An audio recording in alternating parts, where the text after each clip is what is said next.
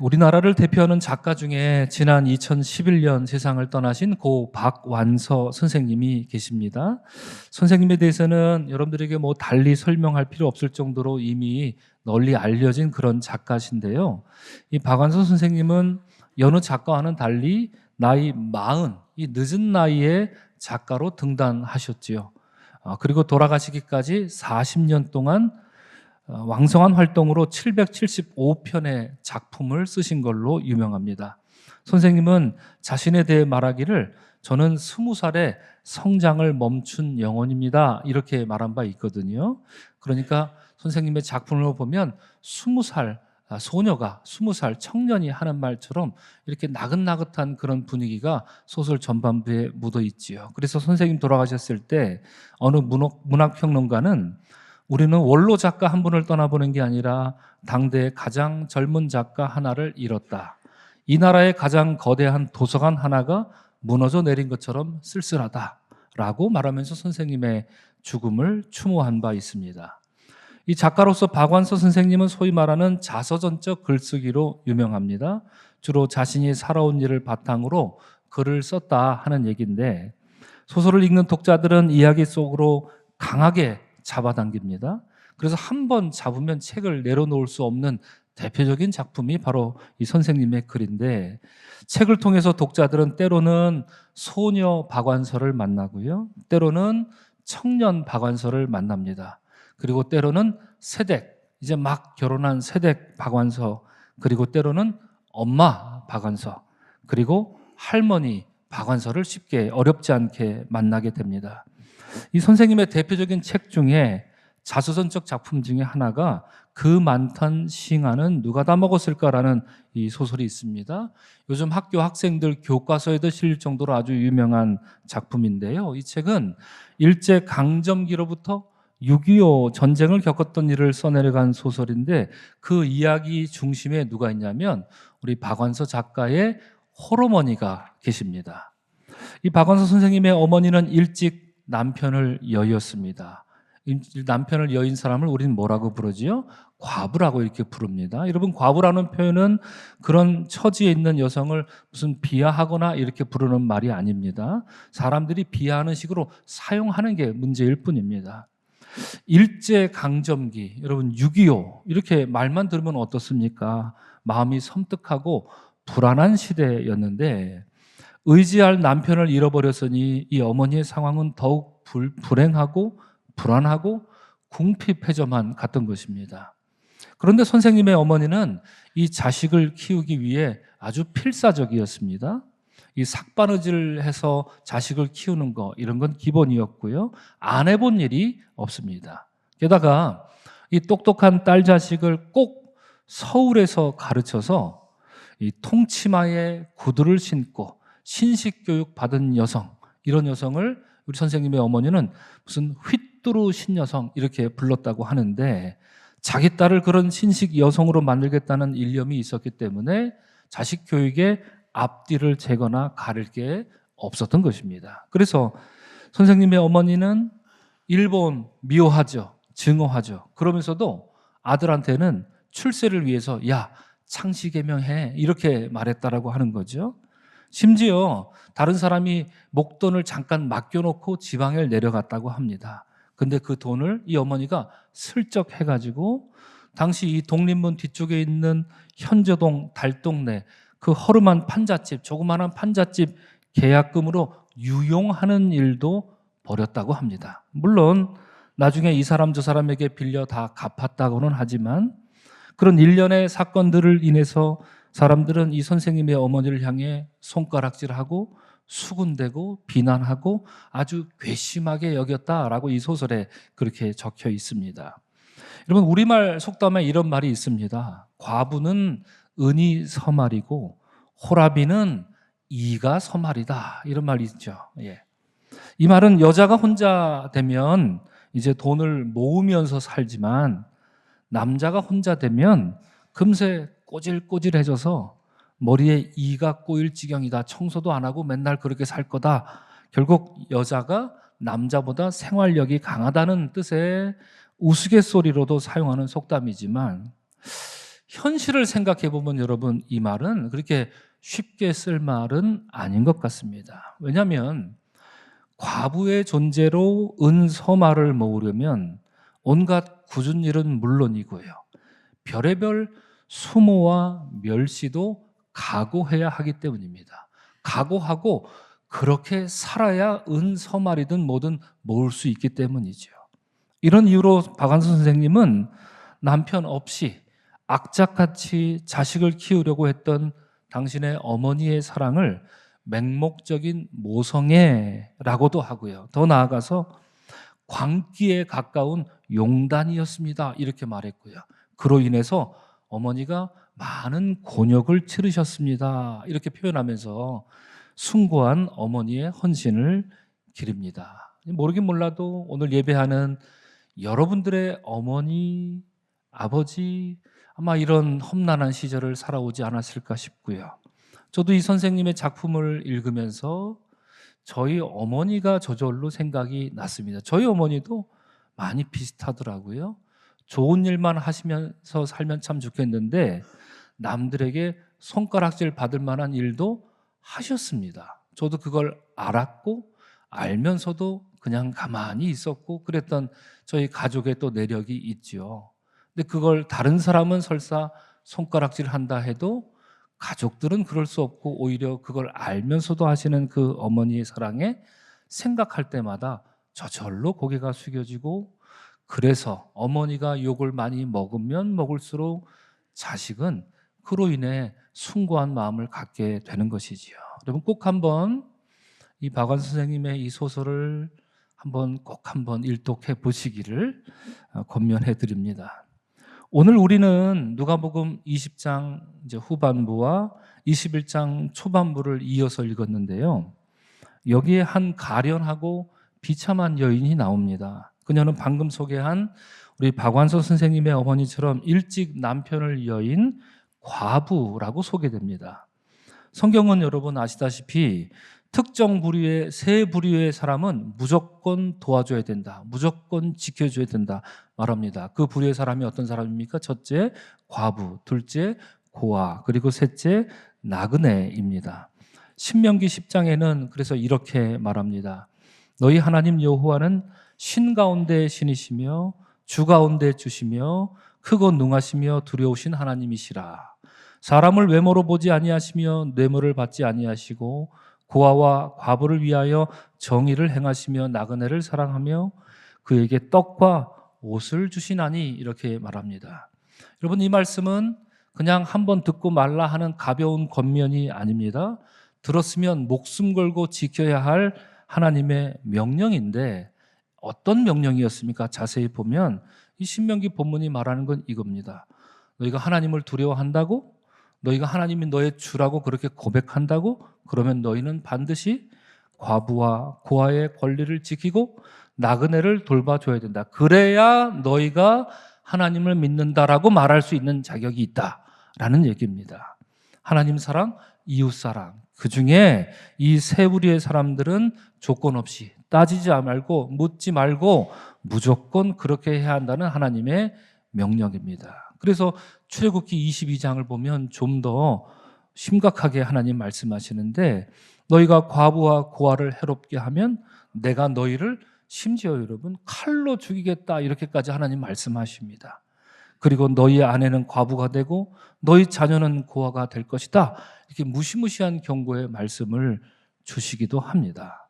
자, 그러면 여러분 하나님 왜 이런 부류의 사람들을 보호하라고 말씀하신 걸까요? 오늘 본문과 관련해서 과부에 대해서만 우리가 잠깐 살펴보면 우리가 구약 성경에 어떤 성경을 펼쳐보면 될까요? 과부의 존재가 나오는 성경 있죠? 룻기가 있습니다. 나오미와 룻의 상황을 떠올려 보면 구약의 룻기는 이 시어머니 나오미와 며느리 룻의 아름다운 관계를 말하고 있지만 이들은 모두 남편을 잃은 과부였습니다. 남편을 잃은 뒤에 그들은 사회적으로나 경제적으로 가장 취약하고 불안정한 사회 계층으로 전락해버린 것입니다. 여러분 고대 사회에서 이 과부라는 존재는 법적으로 매우 불리한 상황에 놓이게 됐지요. 그래서 법적 증언으로서 효력을 상실해서 과부가 하는 말은 믿지도 않고 듣지도 않으려고 했던 그런 못된 법정 모습이 있었기도 했는데요. 이런 이유로 그런 법을 잘 알고 법을 만드는 사람들은 이 과부들의 재산을 탐하고 그것을 빼앗아서 자기 배를 불리는 일들이 버젓이 일어났던 것입니다. 오늘 본문 20장에 보면 과부의 재산을 탐한 자들이 나옵니다. 성경이 누구라고 얘기하지요?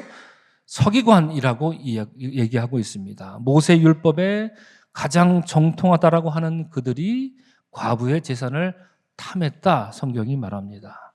이에 예수께서는 제자들에게 서기관들을 삼가라. 그들은 과부의 가산을 삼키며 외식으로 길게 기도하니 그들이 더 엄중한 심판을 받으리라 말씀하고 있습니다. 여러분 보십시오. 구약에서도 과부를 괴롭히면 안 된다라는 얘기가 아니라 과부를 괴롭히면 심판받는다. 하나님이 내가 직접 칼로 너희를 죽이겠다 엄히 말씀하셨습니다. 신약에서도 과부에 대한 언급이 그렇게 많이 나오진 않지만 나오는데 하시는 말씀이 심판받을 것이다 말합니다. 이런 점에서 야고보서 1장은 하나님 아버지 앞에서 정결하고 더러움이 없는 경건은 무엇이냐? 곧 고아와 과부를 그 환난 중에 돌보는 것이다. 이렇게 우리에게 선명하게 권면하고 있는 것입니다. 오늘 본문 21장 우리가 나누었습니다. 여러분 많이 읽으셔서 이 본문 내용 또 무엇을 교훈하는지 과부의 두 렙돈이 더 소중하다. 결론까지 이미 다 여러분 알고 계실 겁니다. 자, 21장 보면 예수께서 성전 안에 지금 들어와 계십니다. 그렇죠? 우리가 얼마 전까지만 해도 예루살렘을 향하는 예수님 이야기를 들었는데 오늘 보면 예수님이 성전 안에 들어와 계십니다. 그걸 배경으로 하는데 자, 그러면 여러분 예수님은 지금 성전 어디에 계실까요? 성전 어디에 계실까요? 이미지를 잠깐 준비했습니다. 보시면 이게 헤롯 성전의 구조입니다. 맨 오른쪽에 문을 열고 들어오면 여인의 뜰이 있습니다. 왜 여인의 뜰인가? 여긴 여자들만 가는가? 그런 거 아닙니다. 여자들은 여기까지밖에 못 들어가기 때문에 여인의 뜰입니다. 예. 그러니까 남자들도 들어오는 거죠. 문을 열고 들어오면 누구나 다 통과하는 곳입니다. 여인의 뜰. 그 다음에 또 문이 있습니다. 그 문을 통과하면 이스라엘의 뜰인데 여기는 이제 이스라엘 남자들만 들어갈 수 있습니다. 그러니까 여자들은 들어간다, 못 들어간다? 못 들어갑니다. 그리고 거길 지나면 제사장의 뜰이 있고 제일 안쪽에 성소가 있는 그런 구조로 되어 있습니다. 제사장 뜰은 당연히 제사장만 들어가는 거겠죠. 자, 이런 구조로 되어 있는데 여러분 3번 이스라엘의 뜰을 한번 보십시오. 공간이 넓습니까? 좁습니까? 어떻습니까, 여러분? 좁아요, 넓어요? 3번 이스라엘의 뜰. 좁죠. 예, 좁죠. 이렇게 길 따랐잖아요. 여기에 이스라엘 남자들이 다 들어갈 수 있을까요? 없을까요? 못 들어갑니다. 못 들어갑니다. 그래서 남자, 여자들이 예배 드리는 대표적인 장소는 어디냐면 4번 여인의 뜰에 모여서 다 함께 예배하는 장소가 바로 여기입니다. 그래서 이곳을 회중예배 중심이라고 말하고 여인의 뜰을 그래서 기도의 뜰이라고 이렇게 말합니다. 그러면 여러분 3번 이스라엘의 뜰에는 사람들이 언제 들어갈까요? 남자들이 언제 들어갈까요? 언제 들어가느냐? 제사를 하지 않습니까? 그럼 제사장이 짐승을 잡습니다. 그리고 피를 짐승들에게 뿌리는 행위가 들려요. 그러면 안에서 누군가 말합니다. 지금 제사장이 피 뿌린데 들어와. 그럼 밖에서 있던 남자들만 들어가는 겁니다. 그러니까 3번 이스라엘의 뜰은 마치 관람석 같은 곳입니다. 근데 여자들은 그걸 볼 수 있습니까? 못 봅니까? 볼 수 없었던 겁니다. 굉장한 차별이죠. 그런 일이 일어났던 것이죠. 자, 그런데 보면 한 가지만 더 확인해 보겠습니다. 오늘 본문에 헝금함이 이 여인의 뜰에 있었는데 헝금함이 그러면 어디에 있었을까? 아무리 찾아봐도 제대로 말해주는 학자가 없습니다. 문헌에 남아있지가 않더라고요, 보니까. 그런데 이렇게 양쪽 벽면 쪽에 헝금함이 있었을 것이다. 이렇게 추정만 합니다. 그래서 자, 여인의 뜰에서 이스라엘 뜰로 들어가는 그 입구 양쪽에 헝금함이 있었을 것이다. 이렇게 추론할 수 있는데요. 자, 그러면 지금 예수님은 1번, 2번, 3번, 4번 중에 어디 가 계신 건가요? 어디 가 계신 겁니까? 예? 여인의 뜰 4번이죠. 제가 번호로 물어보셨는데 그럼 번호로 대답하셔야죠. 1번, 2번, 3번, 4번 중에 몇 번에 가 계십니까? 4번에 가 계신 겁니다. 자, 한 가지 더 여쭤볼까요? 예수님이 3번 이스라엘의 뜰에 간 적이 있을까요? 없을까요? 없습니다. 예. 예수님 들어갔다는 기록이 없습니다. 예수님은 그냥 4번 여인의 뜰에서 다른 사람들과 만났고 밖에 나가서 이방인의 뜰에서 다 뒤집어 엎고 놓으신 적은 있어도 성경에 3번 이스라엘의 뜰에 들어가서 제사를 지켜봤다는 이야기는 없습니다. 그럴 필요도 느끼지 못하셨겠지요. 자, 오늘 본문 보면 화면 내려주십시오. 예수께서는 사람들이 헌금하는 모습을 지켜보신 것인데 앞서 말씀드린 것처럼 지금 예수님은 여인의 뜰, 거기에 지금 와 계신 겁니다. 이곳에 헌금함을 두었고 사람들에게 자발적으로 헌금하게 했는데 여러분 헌금함이 13개가 있었습니다. 그래서 7개 헌금함은 우리랑 비슷한 겁니다. 우리가 드리는 헌금과 7개 헌금함은 여러 가지 목적으로 된 의무적인 헌금을 내는 것이었고요. 나머지 6개는 자발적으로 내는 그런 헌금함이었습니다. 주로 구제 헌금 등을 이렇게 했던 것이지요. 자, 이 헌금함이 어떻게 생겼을까요? 이 사진을 보면 이렇게 생겼습니다. 주둥이가 널쩍해서 나팔 모양으로 생겼습니다. 당시 사람들은 이 헌금함을 그래서 그냥 트럼펫이라고 부르기도 했습니다. 트럼펫에 동전을 넣는다 이런 말을 쓰기도 했습니다. 그래서 마태복음 6장에 보면 범상치 않은 말씀이 있습니다. 예수님 이렇게 말씀하십니다. 구제할 때 외식하는 자가 사람에게 영광을 받으러 회당과 거리에서 하는 것 같이 뭐 하지 말라? 나팔 불지 말라. 예수님 말씀하셨습니다. 그래서 나팔 불지 말라 이 뜻이 아마도 이 헌금함의 모양과 관련이 있을 것이다 학자들이 얘기하는데요. 그러니까 헌금했다고 구제했다고 그거 자랑하지 말라, 소리내지 말라, 떠들지 말라는 주님의 가르침이었던 것이죠. 자, 오늘 본문 21장 1절을 보면 예수께서는 부자들이 헌금함에 헌금 넣는 것을 보셨다 하고요. 2절을 보면 가난한 과부가 2렙돈 넣는 것을 보셨다라고 하는데 그렇다면 실제로 예수님은 무엇을 보신 것입니까? 헌금하는 태도를 보신 것입니다. 지금 주님이 무엇을 보실까? 우리들을 보신다면 지금 예배하는 우리의 태도를 보신다는 겁니다. 언제나 주님은 태도를 통해 마음을 보시는 분이시지요. 그래서 여기서 헌금을 넣다라는 말은 성경 원어로 보면 이렇게 던지다라는 뜻입니다. 이렇게 뭐 멀리 이렇게 던진다라는 건 아니고요. 이렇게 살짝 뭔가를 던진다라는 단어입니다. 그래서 헌금을 던지는 거죠. 아까 우리가 본 것처럼 주둥이가 넓지 않습니까? 그럼 거기다가 이렇게 살짝 던져 넣는 행위, 그것이 헌금 던지는 행위였습니다. 예수님이 그걸 보셨다라는 얘기입니다. 자, 여러분 잠시 이 두 부류의 사람들이 헌금함에 헌금 던지는 모습을 한번 상상해 보시기 바랍니다. 부자는 헌금을 어떻게 던졌을까요? 먼저 부자는 이 동전 주머니에 동전을 가득 넣어 놓고 왔을 겁니다. 뭐 오늘날처럼 무슨 지폐가 있는 시대는 아니었으니까요. 헌금함 앞에 딱 섭니다. 아까 헌금함 보셨죠? 뭘 할까요? 사람들이 인산인해요. 굉장히 많아요. 그렇죠? 6월절 명절을 앞두기 때문에 굉장히 많습니다. 헌금함에 조용히 이렇게 넣었을까요? 제가 부자라면 그렇게 안 할 것 같습니다. 그 앞에 서서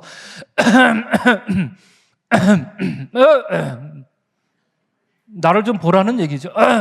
그리고 이제 주머니를 열 겁니다. 그리고 이걸 조용히 불까요? 어떨까요? 그럴 리가 없습니다. 위에서 조금 더 높이 들어서 쏟아내는 거죠. 그럼 촤 하고 동전이 쏟아집니다. 여러분 드라마 보면 카지노에서 잭팟 터지는 소리 있지 않습니까? 촤 하고 동전이 마구 떨어지는 소리가 그 나팔처럼 생긴 그곳에 동전이 들어갑니다.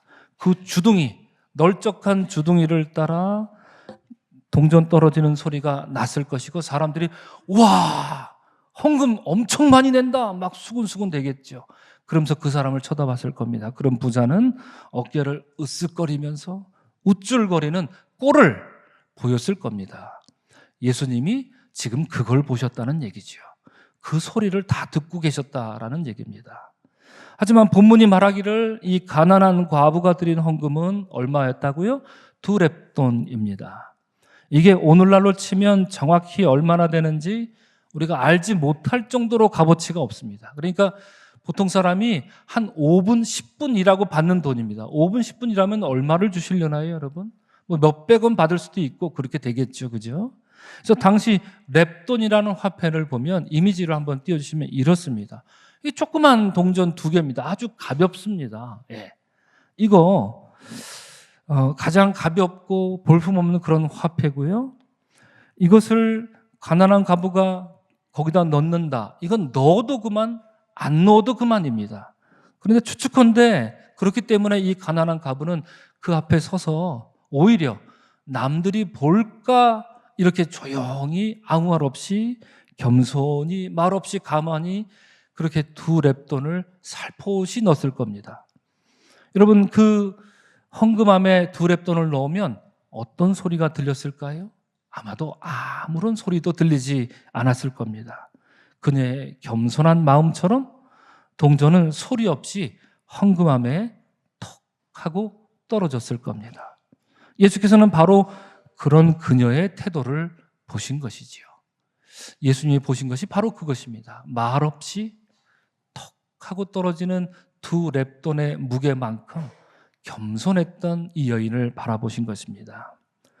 오늘 이 예배 함께 나오신 우리 사랑하는 성도 여러분, 오늘 설교 제목이 무엇입니까? 예수께서 보신다, 예수께서 아신다입니다. 이처럼 예수께서 두 사람의 전혀 다른 태도를 보셨다면 이제 예수께서는 두 사람에 대해서 무엇을 알게 되신 걸까요?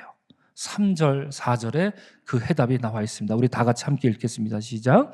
내가 참으로 너희에게 말하노니 이 가난한 과부가 다른 모든 사람보다 많이 넣었도다.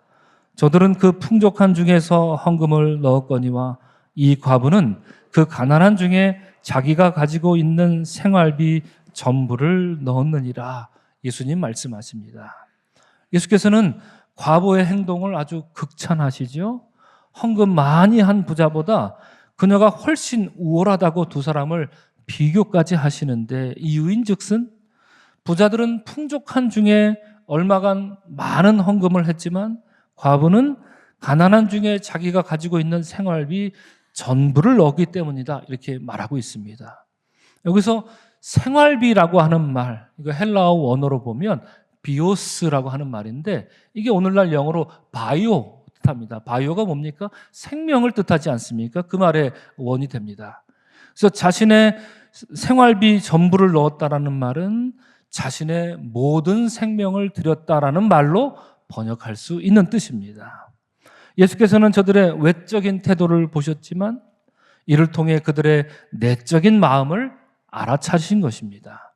그러므로 주님이 보신 것은 헌금의 양이 아니라 요란하게 떨어지는 동전 소리가 아니라 그 헌금 동전의 재질의 순도가 얼마나 되느냐 이걸 보신 게 아니라 헌금 드린 그들의 마음의 순도를 보시고 아셨던 것입니다. 오늘 예배하시는 사랑하는 성도 여러분, 이제 두 가지 권면으로 오늘 말씀을 정리하고자 합니다. 첫째로, 앞서 우리는 소설가 박완서 선생님의 어머니가 과부의 신세로 자식을 어떻게 키워왔는지 말씀을 잠깐 나누었습니다. 자식 키우기 위해서 자신의 안위 따위는 안중에도 없었고요.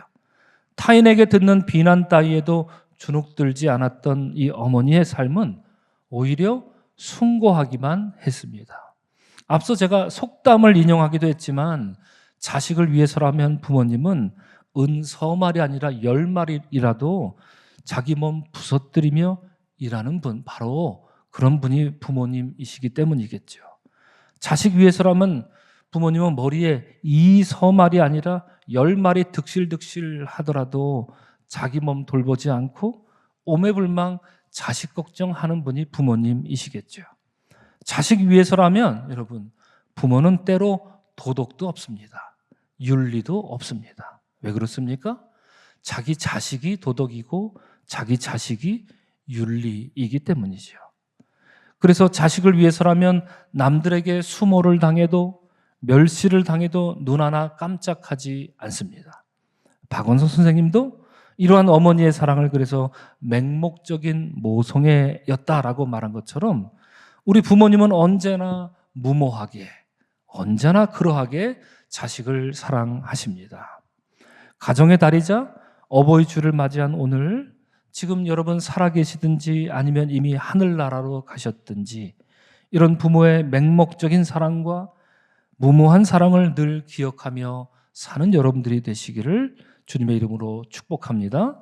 부모님의 살뜰한 돌봄과 가없는 희생으로 인해 오늘의 내가 있구나라는 것을 감사하시기를 바랍니다.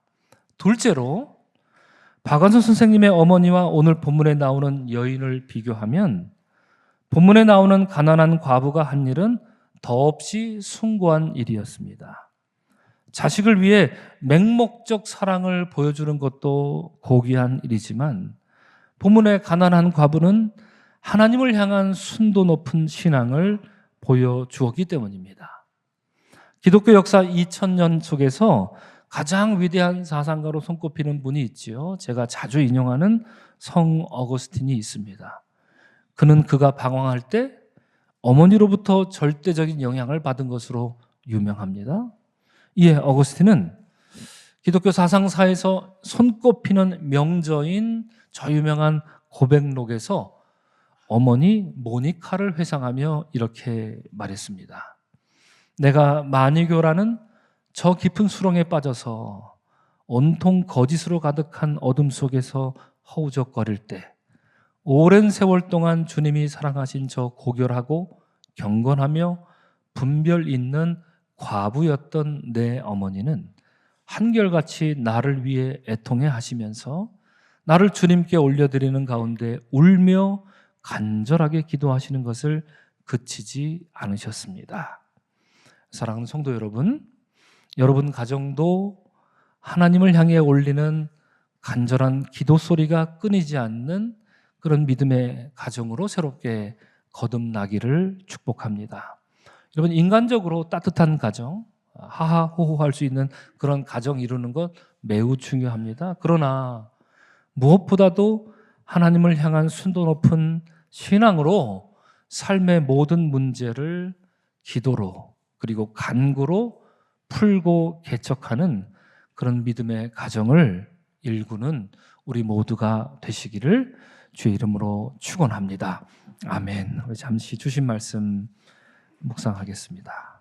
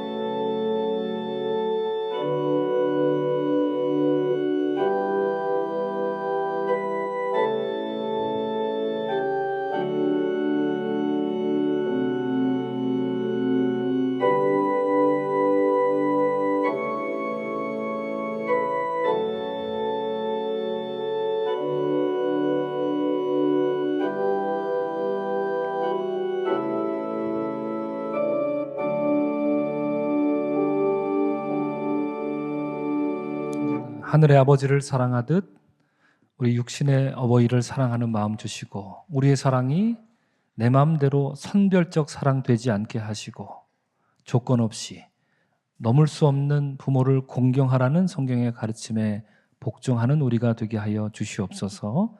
우리의 육신의 아버지, 어머니, 우리가 기억하며 오늘을 보냅니다.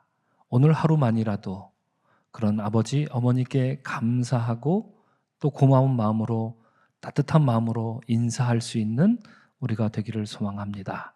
이 가정의 달에 우리 모두가 그런 행복한 가정을 만들어 나갈 수 있도록 주님 함께하여 주시옵소서.